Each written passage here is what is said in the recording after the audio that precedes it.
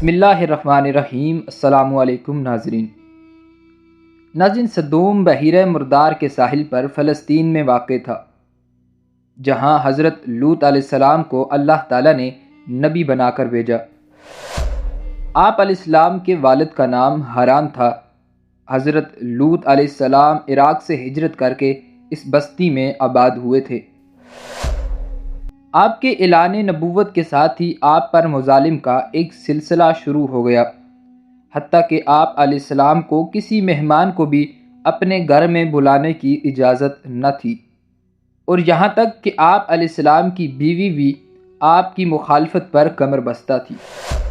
ناظرین، اللہ پاک نے بنی نوح انسان کی ہدایت و رہنمائی کے لیے بہت سے نبیوں کو مبعوث فرمایا، جنہوں نے اپنی قوموں کو واحد و یکتا اللہ پر ایمان لانے کی دعوت دی۔ ان میں سے جن کو اللہ پاک نے توفیق دی، انہوں نے دعوت اسلام کو قبول کیا، اور جن قوموں نے اللہ پاک پر ایمان لانے سے انکار کیا، وہ عذاب نار کی مستحق ہوئیں۔ ناظرین، انہی میں سے ایک قوم حضرت لوط علیہ السلام کی قوم ہے، جس کے بارے میں آج کی اس ویڈیو میں ہم بات کریں گے۔ لیکن ویڈیو میں مزید آگے بڑھنے سے پہلے اگر آپ ہمارے چینل RQ TV پر نئے ہیں تو برائے مہربانی ہمارے چینل کو سبسکرائب کر دیں اور ساتھ لگے بیل آئیکن کو دبا دیں، تاکہ اسی طرح کی مزید دینی ویڈیوز آپ تک بآسانی پہنچتی رہیں۔ ناظرین، حضرت لوط علیہ السلام نے اپنی قوم کو دین حق کی دعوت دی اور فعل بد سے روکا۔ قوم لوط کی سب سے بڑی خباثت لڑکوں سے بدفعلی کرنا تھا۔ اسی پر حضرت لوط علیہ السلام نے فرمایا، کیا تم ایسے بے حیائی کا ارتکاب کرتے ہو جو سارے جہان میں تم سے پہلے کسی نے نہیں کی؟ تم عورتوں کو چھوڑ کر مردوں کے پاس اپنی شہوت پوری کرنے کے لیے جاتے ہو۔ ناظرین، دنیا میں سب سے پہلے بدفعلی شیطان نے کروائی۔ وہ حضرت لوط علیہ السلام کی قوم میں خوبصورت لڑکے کی شکل میں آیا، ان لوگوں کو اپنی جانب مائل کیا اور گندا کام کروانے میں کامیاب ہو گیا۔ لوگ اس برے کام کے عادی ہوتے چلے گئے، اس طرح کہ وہ عورتوں کو چھوڑ کر مردوں سے اپنی خواہش پوری کرنے لگے۔ ناظرین، ان کی کوئی بھی محفل اس کام کے بنا ادھوری رہتی تھی۔ حضرت لوط علیہ السلام نے ان لوگوں کو اس برے کام سے منع کرتے ہوئے جو فرمایا، وہ قرآن کریم میں کچھ اس طرح ہے کہ جو تم بے حیائی کرتے ہو تم سے پہلے جہاں میں کسی نے نہیں کی۔ تم مردوں کے پاس شہوت سے جاتے ہو، عورتیں چھوڑ کر، بلکہ تم لوگ حد سے گزر گئے ہو۔ ناظرین، حضرت لوط علیہ السلام کی قوم نے یہ سن کر ان کا کہا سننے کے بجائے جو جواب دیا، اس کا ذکر بھی قرآن میں موجود ہے، جس کا ترجمہ کچھ یوں ہے، اور اس قوم کا کچھ جواب نہ تھا مگر یہی کہنا کہ ان کو اپنی بستی سے نکال دو، یہ لوگ تو پاکیزگی چاہتے ہیں۔ ناظرین، اس بات سے معلوم ہوا کہ اغلام بازی یعنی بدفعلی حضرت لوط علیہ السلام کی قوم کی ایجاد ہے، اور اسے لواطت بھی کہتے ہیں، اور یہ بھی معلوم ہوا کہ لڑکوں سے بدفعلی کرنا حرام قطعی ہے۔